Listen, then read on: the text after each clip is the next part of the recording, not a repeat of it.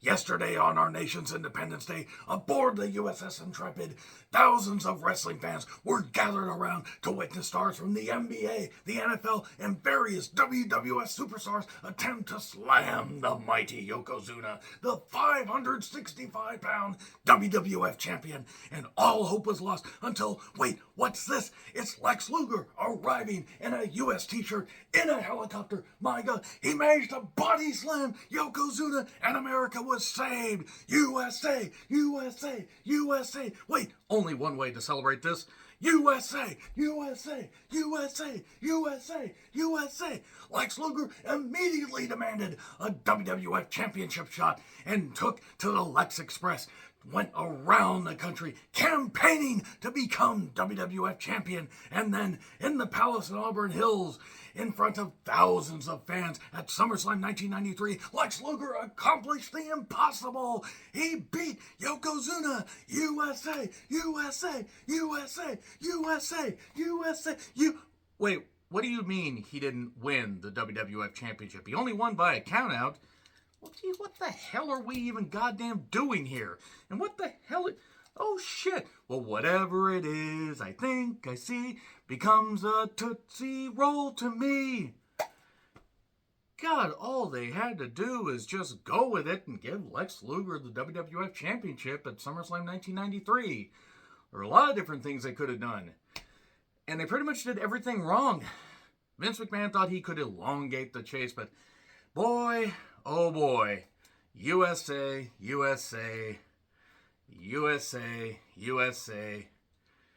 It worked for a while, and then it didn't work. Because Vince McMahon went absolutely batshit insane and made Lex Luger, as a popular manager slash podcaster once said, look like a plate full of piss. I'm John Redland with my real honest thoughts on the Lex Luger versus Yokozuna rivalry feud, however you want to word it. Yeah. SummerSlam 1993, a day that will live in infamy. 1993 was a bit of a weird year for the WWF and wrestling as a whole. So, to really talk about the Lex Luger-Yokozuna feud, rivalry, however you want to word it, it really wasn't that long of a build. From the July 5th, 1993 edition of Raw, where we saw footage of the USS Intrepid, which I just watched the episode, and at least a third of the episode was dedicated to Lex Luger. Lex Luger, he accomplished the impossible, pal. He's my new Hogan. And then Vince realized that Hogan had charisma. Luger at that point was not a good babyface. Really, never quite frankly was. That being said, to just do a video on the feud would take maybe 5 fucking minutes. Because from start to finish, basically, even though they faced off at Survivor Series 93, captain their respective teams, and faced off at WrestleMania 10, really you got to go back and you got to talk about their respective careers from beginning to the point that they clashed on the USS Intrepid. That's really where we're going to start right here. So we're going to talk about Lex Luger's career, and I'm not going to hit every single goddamn thing here, but the bottom line is Lex Luger, from the start of his career to when he faced off against Yokozuna at SummerSlam 1993, because he had that time off due to the World Bodybuilding Federation contract, the weighing out the rest of his contract with WCW, and the motorcycle accident that nearly cost him his arm. 6 years, 7 years, maybe? It really wasn't all that long. And stuff like this has been talked about in the Luger biography, in the Yoko biography. So I'm just going to hit some highlights and give my thoughts on some of this stuff. Hence the title, and hence why you tune in for these videos. So Luger did start wrestling in Florida in late 85. Now, Eddie Graham had passed away. They were doing their best with Florida, but Florida was going downhill. To be honest, Florida was going to go downhill anyway, even with Eddie Graham in charge, because Dusty took a lot of talent.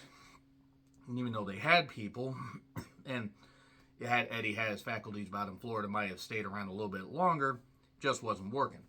Now, he did face off against Flair in like late 86 against, at Battle of the Belts 3, and Flair saw a lot of potential in Lex. Now, while I've never personally been the biggest fan of Lex Luger, and I've stated why numerous times, and I stand by all that shit. He, when he was with the right person, he absolutely could just go full bore and could really show his skills. He did get it eventually, and actually got it pretty good pretty quick, especially considering the talents in Crockett Promotions. After Battle of the Belts 3, then the Brody Cage incident, Bruiser Brody, Lex Luger cage match, just look it up. Brody not wanting to cooperate, and Luger saying, well, this is going to end badly, and it would have if Brody wanted it to. He goes to Crockett, Luger does. Association with the Four Horsemen, which was the proper way to introduce him because he was still very inexperienced. He was with Tully, Arn, Flair, and he was part of the first War Games. He won the U.S. title from Nikita Koloff and held it for a number of months. I mean, not way too long, but a number of months to get established. He did lose it to Dusty at Starrcade 87. Dusty would hold it for quite a while, actually, now that I think about it. Barry Windham would beat him somewhere. God, let's see, I think it was Great American Bash 88 when Ron Garvin said, fuck you, Dusty. Boom, hands of stone. During this time, after, losing the U.S. title, Lex Luger would turn on the Horsemen when it was a few Horsemen members in the Bunkhouse Stampede Battle Royal. And the idea was, okay, we'll just have somebody win it. We'll have, like, JJ win it, or we'll have somebody win it, and don't worry, everything will be fine, because Flair was the champion at this point, had just regained the title from Ron Garvin at Starrcade 87.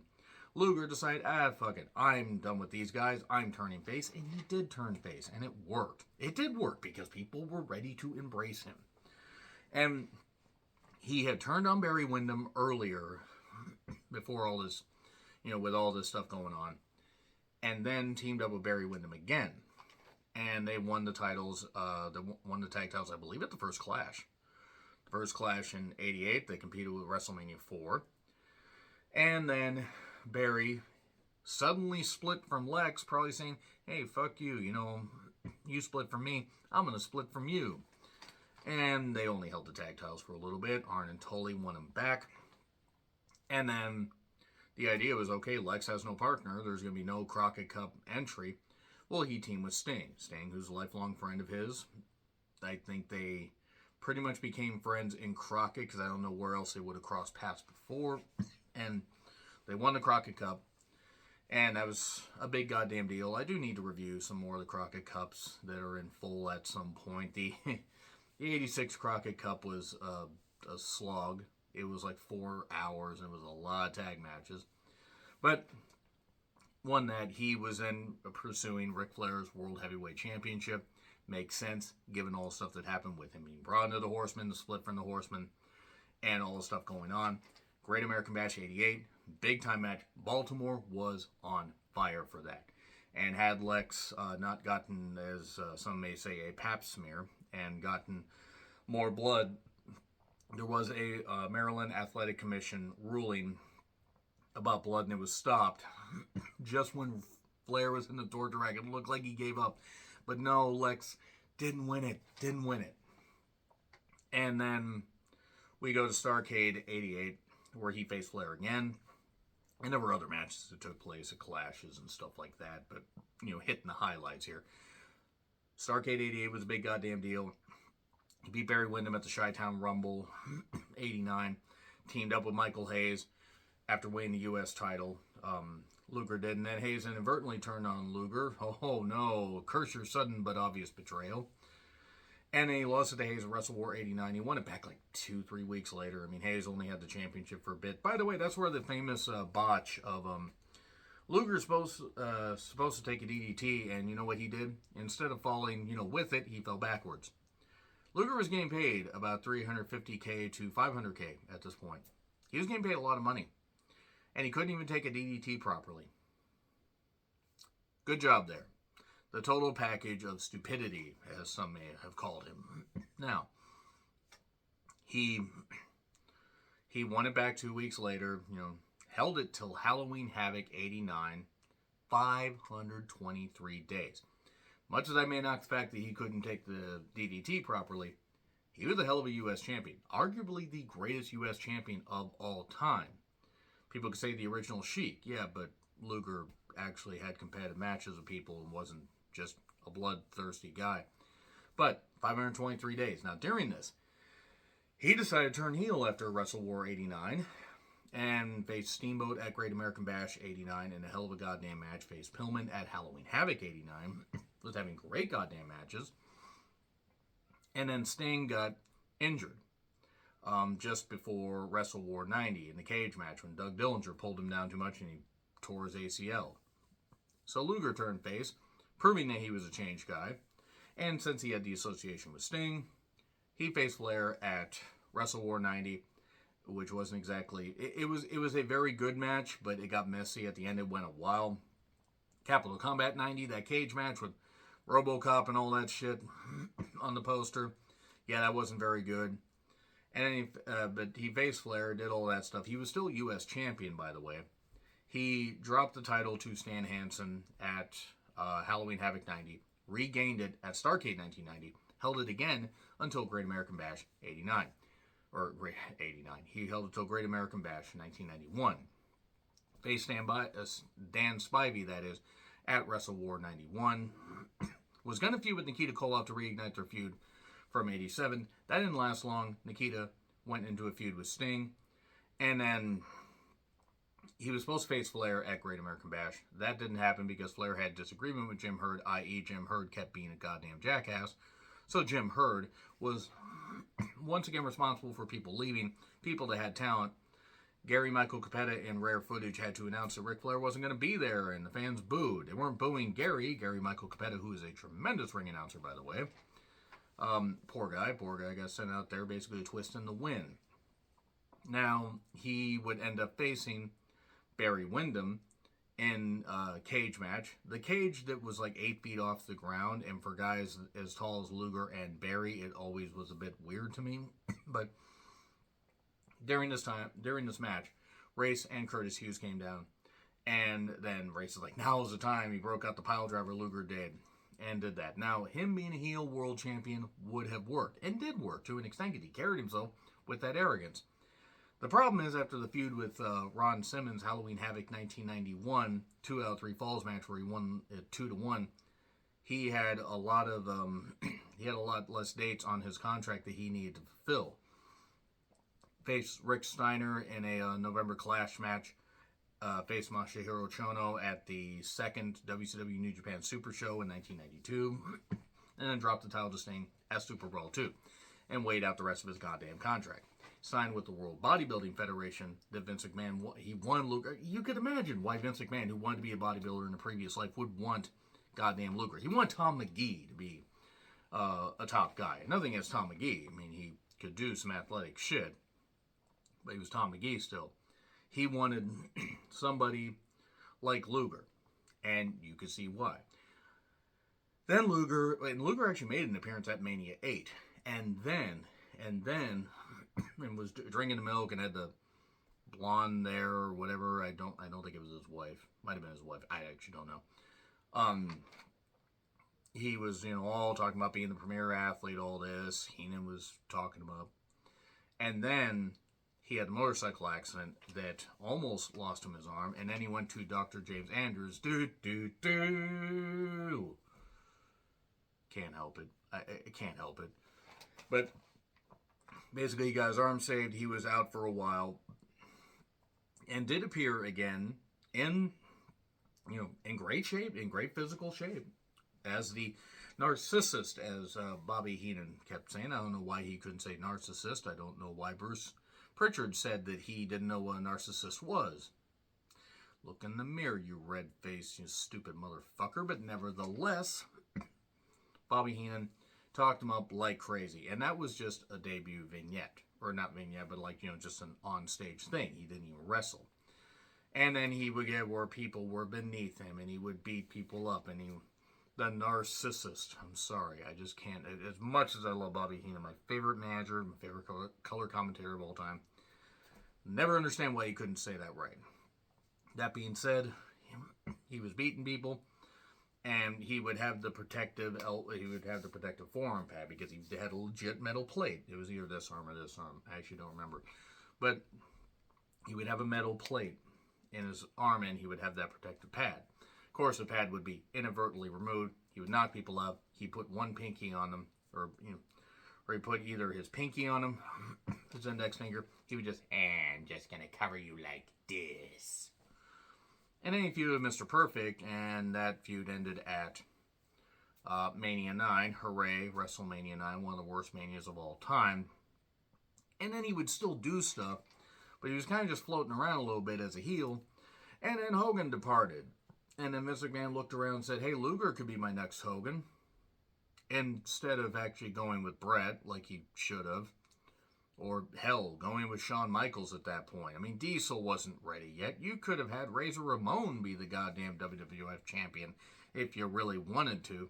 But no, let's go with Luger, who shirts were too tight, Billy, and he couldn't really figure it out. So then from there, we now get to Yoko's career, where basically this isn't going to take as long, because Luger had his run from 85, even with the motorcycle accident, into the summer of 93. Rodney Anoa'i, who started in the mid to late 80s, he made one appearance in Jim Crockett Promotions, I guess against Ron Simmons, apparently, according to Wikipedia, which is never wrong. And then he had time in Japan and Mexico, and also in the AWA. He was known as Coquina Maximus.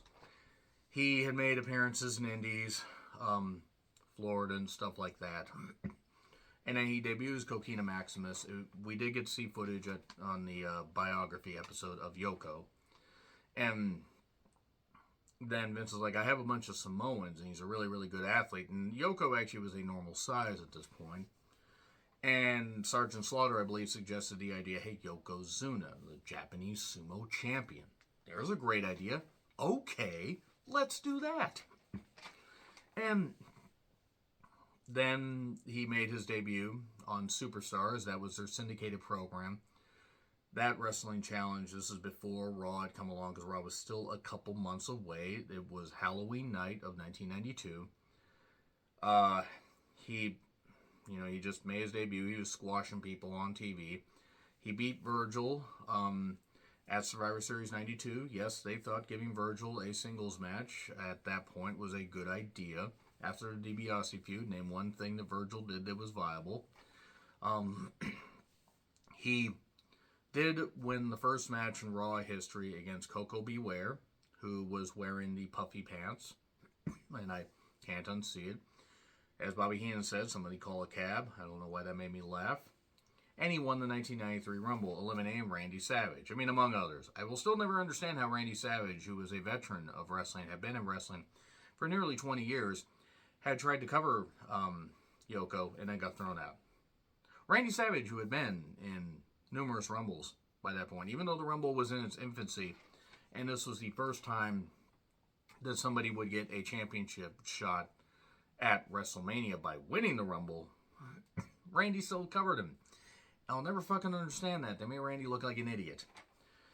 So Yokozuna took out Duggan for a little bit, by beating him down, hitting the bonsai drop, so he suffered internal and anal bleeding. What? Ho! And then also again in May of 93, during a lumberjack match where Yoko is one of the lumberjacks and Shawn Michaels against Jim Duggan for the Intercontinental Championship. This was, I believe, a week before he would lose it to Marty Jannetty, Shawn would, on Raw. The same Raw where Sean Waltman as 1-2-3 Kid shockingly beat Razor Ramon. One of the best hours of WWF television. 2 matches there. And also Marty Jannetty not killing anybody, in a back alley of a bowling alley, or making people disappear, as he said. But during this time, before that 1993 match, or before that May of 93 match, he built up facing Bret Hart for the WWF Championship. And the match was cut short due to Yoko's conditioning and also pay-per-view time. Gee, I wonder which match went long. Couldn't have been the Tag Team Championship match that went nearly 20 goddamn minutes, and it should have been 12. But Brett lost because Fuji threw salt in the eyes. Ow, my eyes, I'm not supposed to get salt in them. And he lost. And Yokozuna was triumphant as the first heel champion to close WrestleMania. Hogan came down and cashed in his, Money in the Bank briefcase, which is amazing considering Money in the Bank had not been established at all and wouldn't be established for another 12 years. USA. WrestleMania 9 already was off the goddamn rails, and that was just the icing on top of the shit cake. Hogan was the champion. Yoko did the thing with Duggan and was taking people out. And then he beat Hogan at King of the Ring 1993 when flash photography, for the benefit of those and he ended up, Hogan ended up leaving. Couldn't lose clean.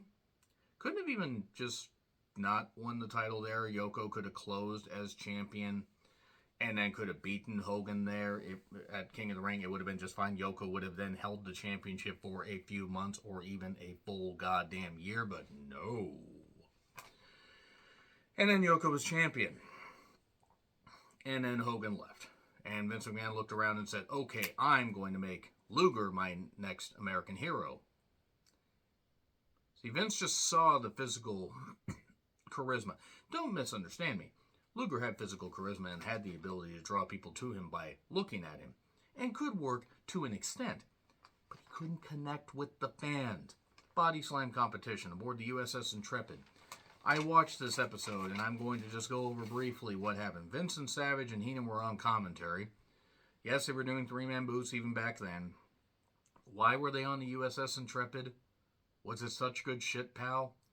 I'm shocked Vince didn't have a stroke during the introductions for this. And this is just over the pre-tape. Just over this. Lee Rousen, Bob Backlund, and other athletes, including one guy from the Charlotte Hornets, has said, no, I don't want to try to fucking do this. Scott Steiner tried. Tatanka hit a few chops and tried to and couldn't do it. Tatanka lost his winning streak to Ludwig fucking Borga, of all people. Good job. And then put Luger in a feud with Ludwig Borga after SummerSlam 93. More on that in a bit. Crush almost got Yoko off his feet. Savage tried. Luger showed up in a big old goddamn thing and USA. God, these glasses are hard to see. Where did I get... Oh, this is when I did the thing when Impact was doing their TNA clearance sale thing. Their big box warehouse clearance sale. And I think these are Kurt Angle American glasses. And these are... God, these are off-putting. You can't even see shit. You just see the flags right in front of you. So you're just being patriotic your whole goddamn drive. Oh, God, I'm dizzy. Luger showed up and the crowd popped. They were saying Lex, but they were also confused. And I would have been confused too if I was a fan at the time. Wait, I was confused because it made no sense. It made absolutely no sense that he was showing up as a patriotic guy when we just saw him as the narcissist. He shoves Heenan to the side. He gets in Yoko's face, like this and everything, and then throws him into Yoko hits the post, and then gets slammed. It was a hip toss, McMahon. And then he's celebrating like he won the goddamn Emperor of the Universe thing. Like, I did. I mean, yes, it's impressive to pick up a guy, even if he only kind of got him up a little bit for that. It's still impressive, but at the same goddamn time, act like you've been there before, Lex. That being said, after the Body Slam Challenge, for this Raw episode, like the first quarter was dedicated to this goddamn thing. And I remember this thinking, this has gone on a long time. Like, I mean, I was 12 years old watching this. No one could slam him, all this stuff, end quote. It was a hip toss, McMahon. It was a great goddamn quote. And then because Fuji's English wasn't all that great, they decided to bring in Jim Cornette as the American spokesperson. Now, the build of it really was just the I'll be your hero stuff. That montage of him showing up, talking to sick kids, talking to kids. All this USA. Yoko being, the great foreign menace. that really wasn't Japanese. He was Samoan. I mean, there's nothing wrong with Samoan sumo wrestlers, but it was manufactured patriotism. It wasn't very good. They built it up well at SummerSlam 90 to SummerSlam 93. They built it up well. And people were doing media all over, and Cornette has even said that he was on a radio show and said, you know, if he doesn't win, he's going to look like a plate full of piss. And he did, because he didn't win it. However I personally feel about Lex, the fact that they did not put the title on Lex here and see if he could sink or swim. My idea, and this is something I did in the video, Lex Luger's, run in 93, 94, would have been for Yoko to not lose the title to Hogan, keep it coming out of Mania, beat Hogan at King of the Ring, lose it to Lex. Lex goes on a little bit of a run, but loses it at Survivor Series 93, which would have been a bit of a short run, but then you could switch him because he starts to feel that the fans are turning on him.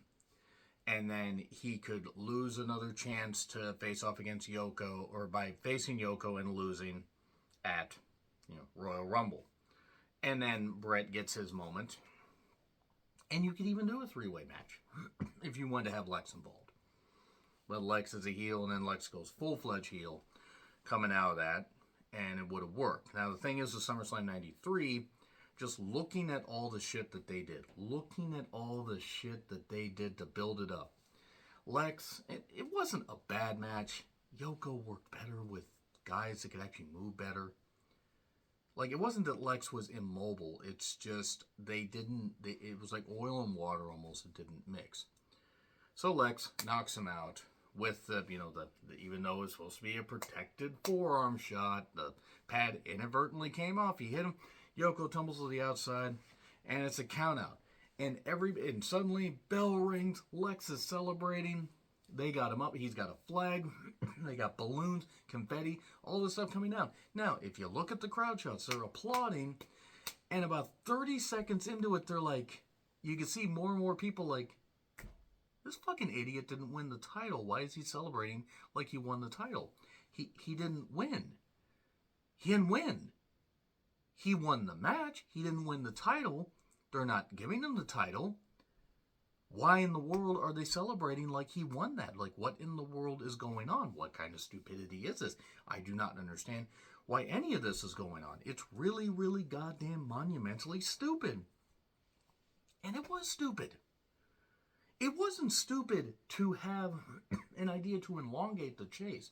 If you wanted to do that, that's what Vince felt he could do up to Mania 10. Except he couldn't fucking do it because of how they built it.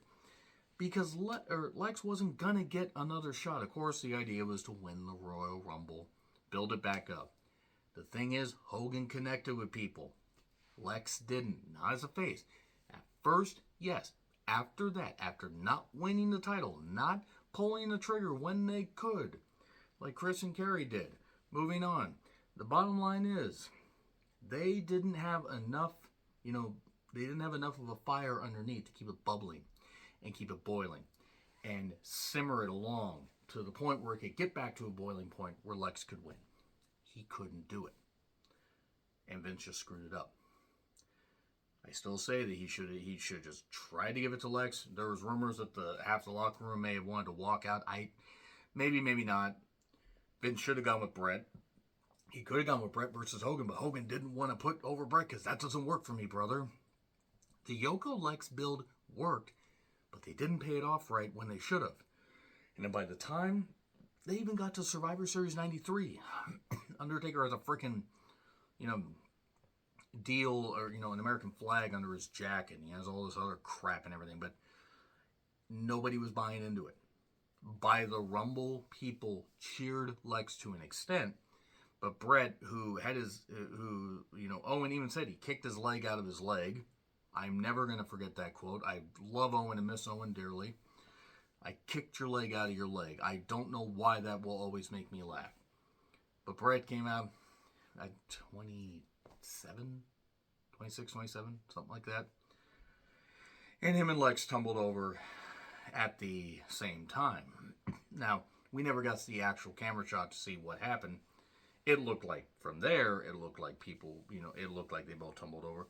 But then they did the thing where The winner is, and they played Lex's music first, cheer boos. They played Bret's music, mostly cheers. And it was decided right there. It wasn't Lex's fault. Had the company done him wrong? Sure. Am I saying that Lex could have been a long-time WWF champion? No. But they had a chance and they blew it. And by the time it was WrestleMania 10 and it was over, he was feuding with Tatanka, the $1 Million Corporation thing, because they turned Tatanka heel. He teamed up with the British Bulldog as the Allied Powers. That must have been great. Who's going to do the promos out of that goddamn group? I love Davey, even though at SummerSlam 92, he said to Bret, "I'm fucked. I'm fucked." Can't help it. I can't help but hear that. But yeah, then Lex went on, and unfortunately, Yoko never got back to the promised land after losing the title at Mania 10. He had a match against Undertaker at Survivor Series 94. He, went to the Duke weight loss thing, came back bigger. He had the Mania 11 match with Owen, where they won the tag titles. And they lost the tag titles, and unfortunately by then Yoko was so morbidly obese, he couldn't function anymore. Lex had gone back to WCW. It really is a build they could have paid off, and SummerSlam 93 would have been looked on a lot more fondly had they done that. But they didn't, so what do you think they should have done with SummerSlam 93? Should Lex have won the title? Should they have never built it like this? Should they have gone with Bret? Probably the latter. Let me know in the comments. Like, share, subscribe, Twitter handle in the description. I'm John Retlin. I'll see you soon.